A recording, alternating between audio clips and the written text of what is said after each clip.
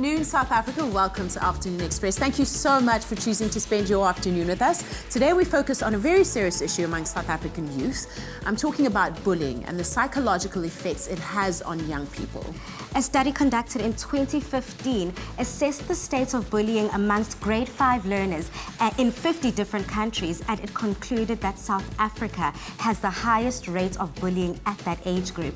It's a reality for many young school learners, and oftentimes they're even too afraid to go to school. Absolutely. I mean, I've got 2 young boys, and bullying is definitely an issue at schools. Did you ever get bullied? I never got bullied. I felt myself as a mediator between the bully and the person being bullied. Wow. I was always like, you can't speak to people like that, but also you speak up for yourself, you know? Wow, girl. Yeah, I mean, I got bullied a lot. Were you? Yeah, and I was such a tiny, skinny little thing. Well, girl, you definitely are a strong woman now.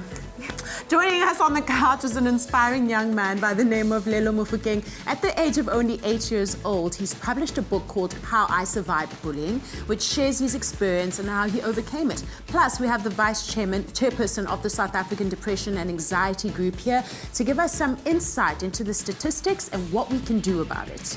We want you to join in on the conversation by letting us know, what do you think can be done to stop the bullying epidemic that is rampant in our country? Tweet us at Afternoon Chat using the official hashtag Afternoon Express, or you can comment on our Facebook page. Plus, our lines are open on 021 439 9881 if you would like to add your voice. Yeah, and all of that coming up later on in the show. But first, another form of bullying that is an issue in South Africa is scammers looking to steal your personal information. All the schemes and scams out there that make money. It's really difficult to stay safe these days online, which is why we need to wise up and stay alert to things like social engineering or phishing. According to recent statistics, phishing attempts have risen by 65% in the past year alone. Now, for those of you who aren't sure what phishing is, it's when a social engineering fraudster sends an email pretending to be someone else, from the CEO of a company to a bank requesting account details. And the most frightening part, an estimated 30% of phishing messages get opened and 12% of the users click on the malicious link. Now, we have a Sabric head of service delivery, Kevin Twynham, in the loft to explain what to look out for and how to avoid becoming just another statistic. Welcome to the show. Thank you for having me. I mean, this is terrifying because I've almost fallen, prey to these fraudsters before, because in your email, it happens all the time. Somebody requesting your banking details or someone saying that, you've inherited money. Why does this happen? Why are we so vulnerable and trust people online a little bit more? Well, to illustrate this, I think if as a stranger approaching you and asking you for your bank account number and PIN number, I'd probably get clobbered. Yeah. On the flip side, when you look at the social engineering side, these are the techniques that criminals are using to trick victims in believing that they are dealing with legitimate subjects and topics. Yeah. The origin of these mails, for example, come from a bank. Would be from a bank and would be acceptable to a victim. Yeah. Does social media have a huge part to play in this? Because, I mean, when somebody sends you a message, you assume that it's from a real person and that it's going to be real. Yes, it certainly does. And it forces one to part with sometimes confidential information, but more particularly your personal information. What are some of the things that we should look out for in order to identify a fraudster and to know that it's not legit from a bank or from a CEO of a company? Well, as you indicated, usually comes in the way of by way of an email. And the email would really look and take the feel of an email from your bank. And it would probably encourage the individual to provide detail. Otherwise, they probably would have to suspend their account within a 48-hour period. Okay. In that mail, there'd be a link to a website.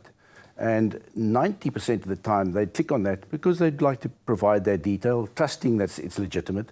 Yeah. Go to a spoofed website where they would then provide that detail and in fact be providing it to a fraudster. Okay, so is that what happens? When I get that email, if I click onto the other link, I actually have to physically put my information in.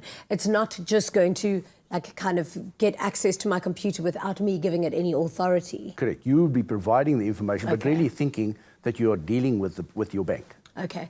You know, nothing ruins my day faster than finding out that I haven't inherited so many billions from somebody who just found me and wanted... Have you got one of those mails before? Absolutely. Probably most of them are from abroad, and they'd be... Yes. And you wouldn't believe that that this long-lost relative that probably you'd inherited something from, you wouldn't know from abroad. I'm so sad it's not true. I would have loved that inheritance. Yeah. But what can we do to protect ourselves? Like in terms of keeping the same password for everything, even if it's a strong password. Is that a good idea?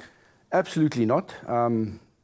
Obviously, very strong password for the different usernames that you have, one would have. And believe me, there are many. I think each one of us probably have about 17 or 18 of them. Oh, I've got good ones. And I think the worst thing one would do is probably save all of these on a particular device, especially a smart device. Yeah. Because that's probably where that information could be compromised if you don't protect it. Yeah, this is the only smart device I save my passwords to. Thank you so much for coming all this way and telling us a little bit more about how we can protect ourselves online. Pleasure. Now, when something seems too good to be true, it probably is, sadly, but with the allure of get-rich-quick schemes, people often overlook the obvious signs of pyramids.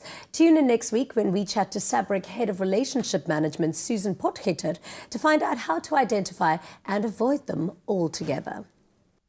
We are brave, innovative, everywhere. We are Sabric.